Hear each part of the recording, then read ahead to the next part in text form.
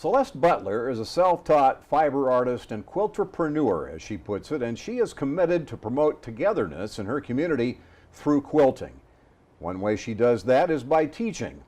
I'm your host, Kent Pavelka, and in just a moment, you'll meet Celeste Butler on Metro and More.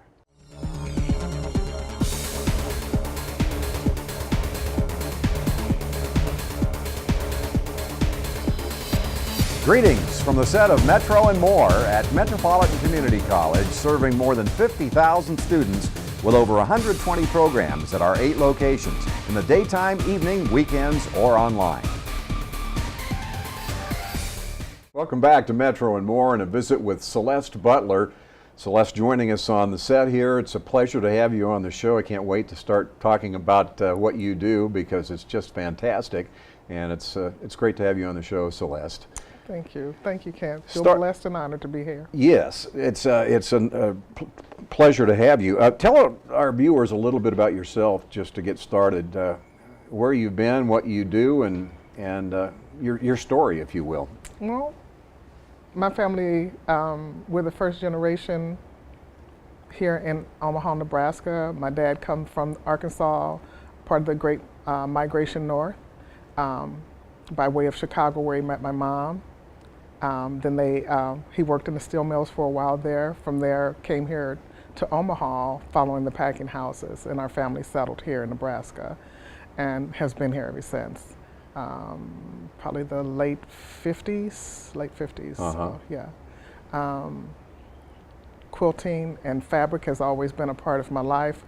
Was always sitting at my mom's feet every time she did something that had to do with that. Just always was intrigued by what you can do with fabric and how you can manipulate it and pretty much make anything. We didn't have a lot of money coming up, so making my clothes for school and all those type of things was very important. It helped save on the budget, you know, it helped my mom out tremendously, you know, being able to make and design my own clothes at a very early age, and just continued with that fabric, textile art, anything that had to do with that, and it slowly evolved into what you see now. Yes, quilting. We're going to talk about this piece here. It's just fantastic, and we have a couple of others.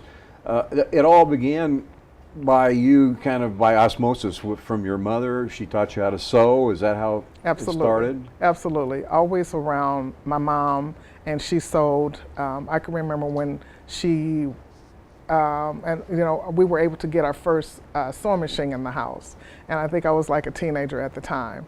And it was a Singer sewing machine. I think she had got it from Sears and Roebuck. And we were proud and we was happy, and she couldn't keep me away from it. I absolutely truly fell in love with the art of sewing at that point. And one of the things that I attribute to my mom is,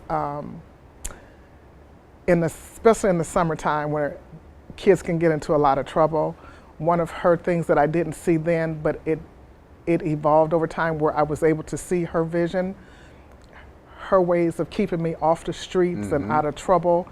She knew my passion was sewing and anything to do with fabric, so she kept me supplied with fabric and patterns, and I would sit there for hours and hours and hours sewing and designing and creating and just get lost in time.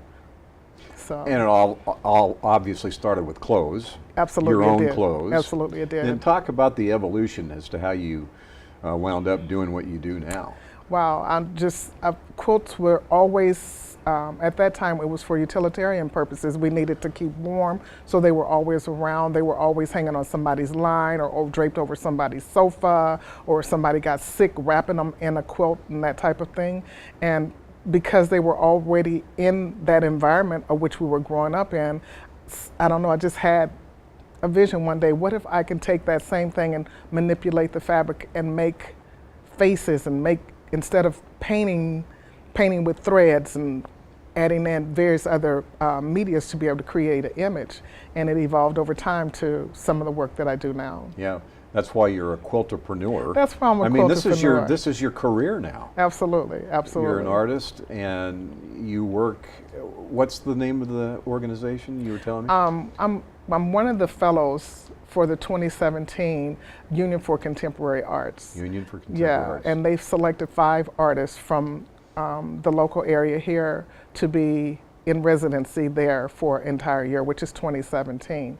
And I'm just blessed to be able to say that they selected me for this year. We were the first artists on board in the new location on 24th and Lake, 2423 Lake Street. It's a fabulous building. We have our own personal studios upstairs. Is it next to Love's?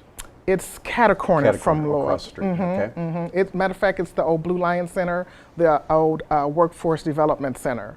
Oh, really? Yes, it is. Yes, it is. That building was totally renovated, and it is absolutely phenomenal. On the first level, when you first come in, all of the members, it's open to the public, and that's what a lot of our people in our community are not aware of, and we're trying to get that word out as well. They can buy memberships for the year, and they can learn. We have a full photography studio in there, a print shop studio, a ceramic studio, a fabric art studio, and then they have a whole youth program downstairs. The lower level is totally dedicated to the youth, and then upstairs is our personal studios. Very cool. Celeste is a big deal, as evidenced by the fact the Washington Post did an article about you, came into town just to interview you. Tell us about it. I didn't get to see it. Did you bring it? I did not bring it. I'm sorry. That's pretty cool. Yeah. How'd that come about? I honestly don't know how that whole, how they selected me as the artist to be a part of that. They were doing a travel piece, and they wanted, Andrea is her name, and she wanted to make sure that a lot of the bigger cities, metropolitan cities, New York, LA, they always get recognition, their artists get recognition, so they were traveling, finding artists that get very little recognition and the spotlight shined upon them, and someone told her about me, and she never did tell me who that someone was, and I just want to take a moment and thank whoever it was. And she wanted to interview me for the Washington Post. Well, how many artists do what you do with pieces like this? You know what? There is a growing community for that. A lot of people had kind of shunned it in the beginning because it was foreign to what people considered as traditional quilting, and then traditional art and traditional art as well. But quilts and art quilts have taken a huge leap within the last 15, 20 years or so, and we're getting the recognition that we should have gotten all along. Yeah. I mean, is it such a community that there are those that are recognized as being the very best, or I mean everything from the beginner to very accomplished? Absolutely. I have some that I highly respect, and Faith Ringo is one of my that I look at as far as mentor and motivation and inspiration. Bisa Butler is another one, African American woman who is phenomenal. Marla Jackson, I believe her name is, and she's getting ready to do, I think this week coming up, the first African American quilt convention in Lawrence, Kansas, and that quilt convention is going to be absolutely phenomenal. Also, Curlin Mazlumi is another one that is like at the top of where you try to reach to with this type of quilting and with this type of art. Mm-hmm. So those are some of the top names that I admire in the business and look at. And also another quilter is Hollis Challery. And I try not to pattern mine after anybody specifically, and I try not to watch or monitor their work because I want mine to speak from what I feel in here and what I see up here. Yeah. And most of my work I see, because I've been around fiber and textile all of my life, I get my visions from totally up here. I'm not a sketcher, and people can't believe that I don't sketch it out, and I can't. I can't say can't, I never say can't. It's just not something that I am efficient with. But I see visions in my head, and I see colors, and I see patterns, and I'm able to go and put a piece together from all of this that's going on up in there. So what you're saying is most people probably do their work based on what's on paper. Yeah. And African American heritage is the kind of the nuance that's a big part of what you do, and those artists you were talking about. I assume that there are other kinds of quilt artists that focus on other things. Absolutely, you know. absolutely. And I suppose you're probably looked at in that same category of people you mentioned.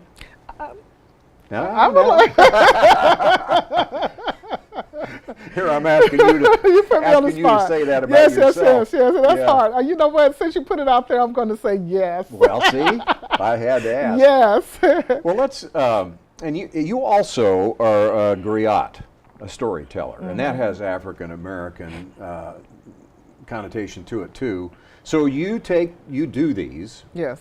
You make these as a piece of art. We're going to look at them, and then you take them out and you use them.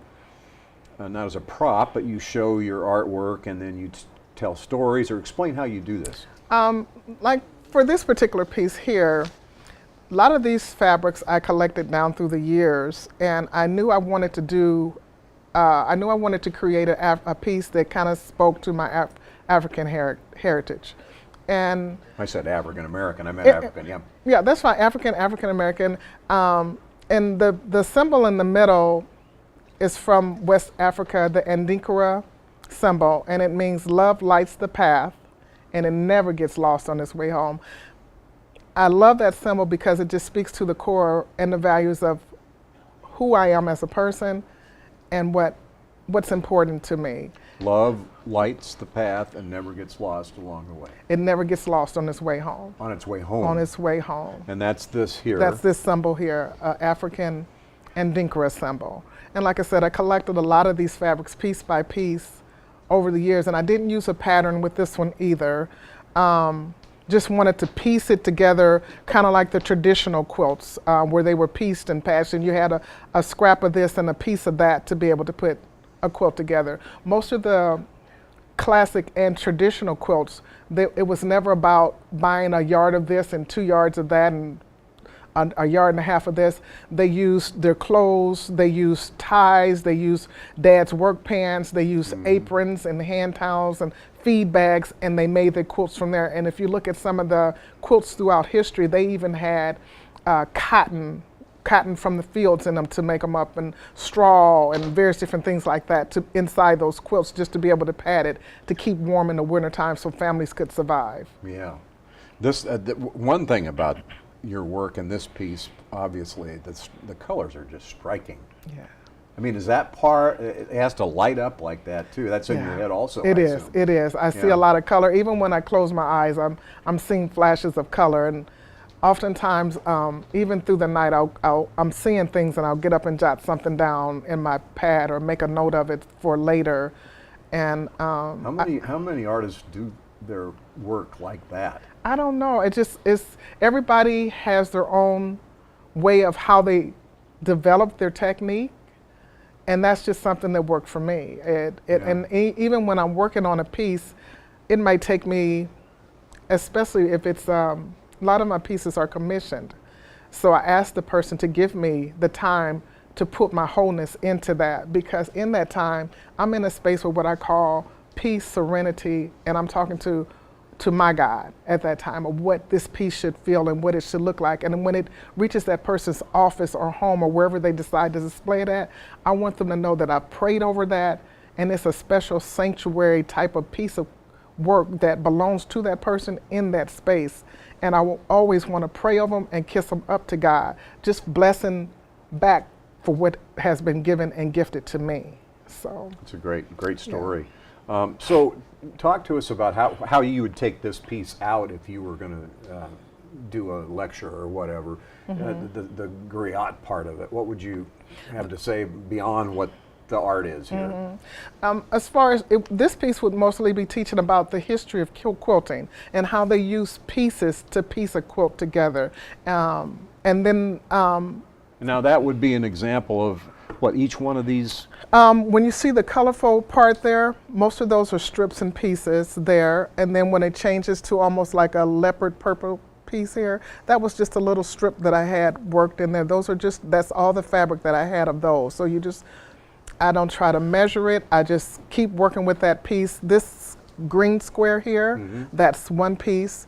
This purple right here, that's another piece. And another one here. Another one there. What about these? That's part of that same large print there. I see. So did you cut this up then? And Yes. Yeah. Yes. Now, It probably, I tell you, it started with the square here. Then it worked out to the borders on both sides. Right here, the like tiger print, leopard print here. And then this print here, and expanded it out further. Then a piece here on the bottom and a piece on top, which completed a complete square. Now tell us about, it looks like jigsaw part pieces, right? Yes. Is that? That's actually the thread that binded all three layers wow. together. Yeah. That's the thread, the actual quilting technique that binded all three together. Earlier I touched it and I, without asking. You say 3 layers? Yeah, so the technique of quilting consists of a top layer is what you're looking at now, Yeah. a batting that belongs in the middle, and then the back side. Yeah, we can, let's And then the let's back show. side. This is, wait till you see the back side of some of these other pieces. We're Yeah. kind of pull it up and And, show it to you. and then you put the binding on it to finish it. So this is 1 layer, this is 2nd layer, where's the 3rd one? It's in between, it's sandwiched in between. And what is it? It's batting. Oh, I see.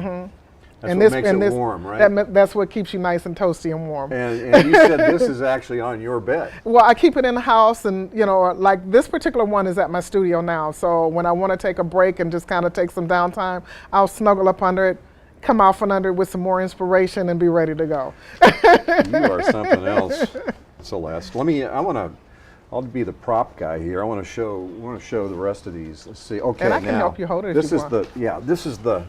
this is the front of it. And, Yes, it is. And then we'll show you the back. Are we good here? Yeah. Okay. Tell us about this piece. This particular piece is called Love and Laughter is Contagious.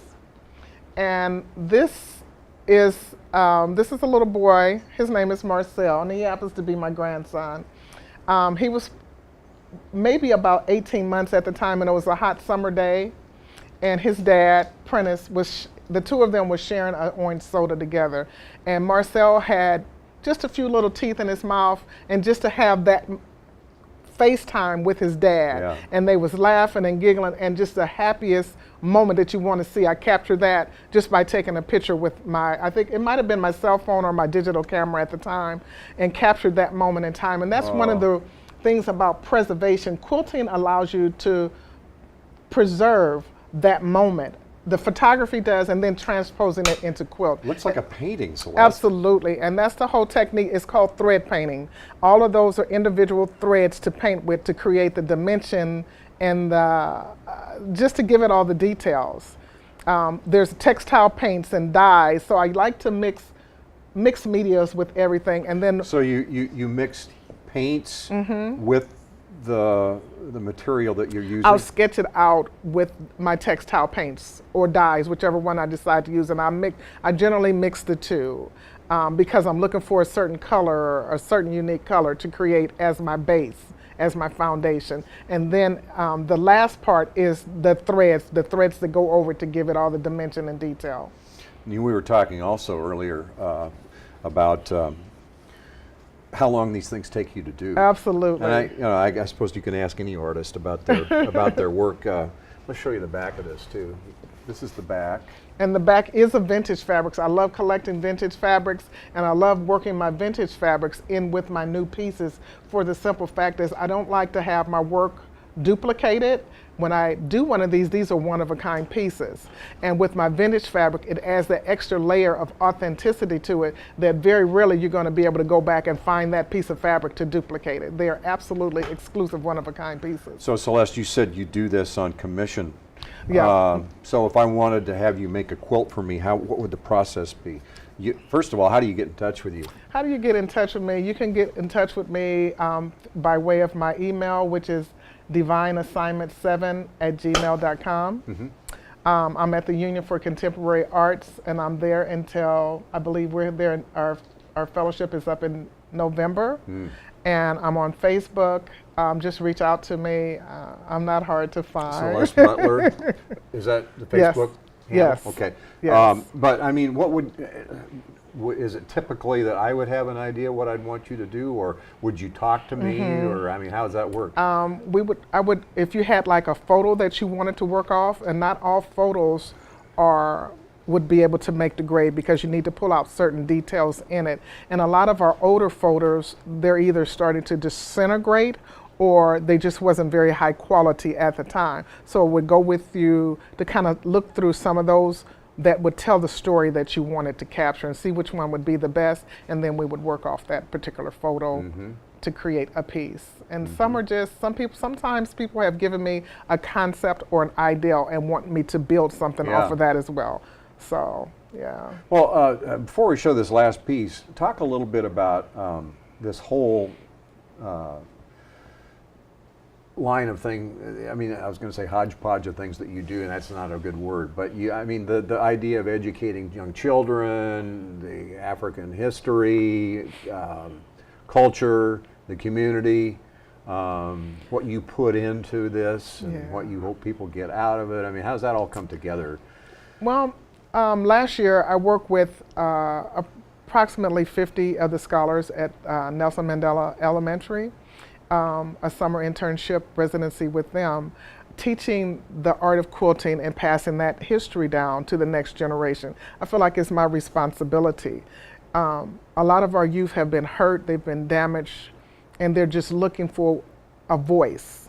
And this quilting gives them that voice without making them feel intimidated or making them have to feel something they might not want to feel, but they can express it through art. They might not have the words, but they might be able to draw it for me. And we take those blocks and transpose those into quilts for them. And those 50 scholars that we work with at Nelson Mandela, those 2 quilts do hang over at the Nelson Mandela School, and anybody who'd like to go and see those, they're on display there. You would have to talk to or make an appointment with Dr. Tui to be able to go over and see those. They hang in the library over there. And also the Center for Holistic Development under the direction of Doris Moore and Robbie Summers, we work with their youth at Saratoga. And Saratoga has history of its own. It's been open since the mid or late 1800s. Saratoga is closing now and becoming an alternative school in our community, which, you know, got a chance to work with, I want to say roughly 70 youth over at Saratoga, teaching those groups the art of quilting, and they just absolutely love it. It's never been introduced to them for the most part, so they're fascinated to learn something new. They're fascinated that, oh, I can not only draw something on a piece of paper, I can take my fabric and manipulate it and do that. And the kids, they just love it. The scholars, they love it. They love telling their story through the art of quilting. And those 2, excuse me for interrupting, those 2 quilts are, actually it's 3 quilts that they have. They're at the Center for Holistic Development. And for Christmas, this past year, that part of that process, we work with teaching them the art of Kwanzaa. So, yeah. Help me out with that. Kwanzaa is African American. We don't consider it a holiday, but we consider it as we would give what we want to do is 7 principles that we try to live by throughout the year. And so we're teaching them unity, we're teaching them about peace, we're teaching them about working in their community. All of these things are building blocks that they can have some substance to hold on to for the entire year. And then it comes around once a year. So instead of doing Christmas, there's like 7 days. Every day you light a candle, say your prayers, and at the end of the Kwanzaa, there's a celebration and there's a feast. So we talked about that and we taught them those things. And some knew about Kwanzaa and some didn't, but they was happy to learn that. You finding that both genders are interested in picking up quilting? Absolutely, absolutely. And the thing about it is, a lot of people don't know, but quilting, there's a lot of males that are getting into quilting nowadays, older as well as younger, and they just bring a different part of that brain process, and some of the work they do is second to none to see the men doing the quilting as well. Why do you think quilting is so, in terms of being an art form, do you feel like it is has the ability to tell a story better than oils or whatever? Or I is it think just it's just another tool. form? It's another tool that can be used. And the thing about our African American history as far as quilting, quilting is what led us out of the South to North to freedom, or you know, hopes of freedom at the time. It was the quilts that they used that hung on the lines that told the story. Oh, that's right. Absolutely. That was on the train. Underground Railroad. Those were our maps. You would know what's going on by the quilt. Absolutely. I forgot about that. Absolutely. Absolutely. That's wow. Quilting has always been a part of our history. Have you had that vision of doing a quilt about all that? Absolutely. Absolutely. I have that pattern to do the Underground Railroad quilt. And some of the ladies, actually we have, we started a quilt group, and it's open to the public. It's open to the public over at Nelson Mandela School in the evenings. We're getting ready to start back up in August. So, and we're looking for some more males as well as females who'd like to be a part of that quilt group. Let me get this up here before we run out of time, because time goes by quickly when we have guests like you that are so fascinating. Now this one's going to test my ability to get it. You got it. Here. You got it. This one is Langston Hughes, and this was part of Metro Community College Women in History Month, and under the direction of Dr. Cynthia Gooch and Barbara Velasquez asked me and commissioned me to do this piece this past year. So this one was presented in January, late January. You want to talk about the subject? Yeah, Langston Hughes, Renaissance. This was part of the Renaissance era, one of the most phenomenal poets in history, as far as I'm concerned, and just a poet in his own rights that came up through the ranks, and everybody just kind of looks to Langston Hughes, the messages that he left behind for us. Yeah. Let me get a shot of here. I want to show you something. Look over this way. This is the, you can't get up here, can you? See, this is the best shot of the day right here. Oh yeah. you want to do a quilt with this mug on it, or? Sure. Here's look at the back. Look at the back of this one here. See? So yeah. That's nice. The threads the threads disappear on the back because I just use a neutral color, but on the back is actually like a ghost figure on the back with no color. Very so nice. the image is still there, but just like a ghost image. And you told me earlier that as far as how long it takes you to do something, it depends on how much time you've got, basically. Yes. How much time you can focus, right? Absolutely, absolutely. Yeah. I just like to give it, I like to give every piece the time it's needed. It's not about quantity for me, it's about quality, and it's about telling the story. So, and like I mentioned before, a lot of my pieces are either dyed or, you know, painted. There's some kind of individual thing that goes in there that makes it all unique, and just there's no way possible it can be recreated. So I like to give it whatever time it needs to be able to breathe life into each individual piece. This has been delightful. I'm Thank glad you. I'm glad you came to share your story. Anything I haven't asked you about you want the community to know about? I just like, one of the things that I like to say is follow your dream. Follow your dream, follow your passion, embrace that. We had spoke earlier and I talked about how I kind of hid mine for so long. Yeah. I hid it just out of fear and out of the unknown, and it was there all along, but I had to go dig and I had to go pull it out and I had to go work with it. And it wasn't just me, it was people who saw that in me and who kept asking me to various different things like this, Dr. Gooch, and just various different ones I've created for Ayanna Van Zandt, and I'm working on a Prince piece, and I'm working on a Nile Rodgers piece, and I just feel like at this point in time, the sky is the limit. The sky is the limit, and almost every day I get up, I can say the best thing I could have done was invest in me and believe in my dream. And after I started to do that and understand that the gift was not just for me to sit on, which was me being selfish, and I have to admit it was me being selfish, and I didn't know I was being selfish.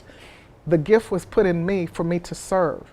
And once I realized that and started to give back and serve, all the doors and the opportunities and everything else started to open. I didn't go forward because of fear. You are a flower in full bloom. Thank you, Celeste. Thank you so much. Very good. I appreciate you. You bet. And thank you for being with us on Metro and More. Our goal is to better acquaint you with the mission, leadership, and the reach of the college. I'm Kent Pavelka for Metropolitan Community College. If you have comments or questions about the program, please email us at metrovision@mccneb.edu. Thanks for watching. This has been a Metrovision production produced by Metropolitan Community College.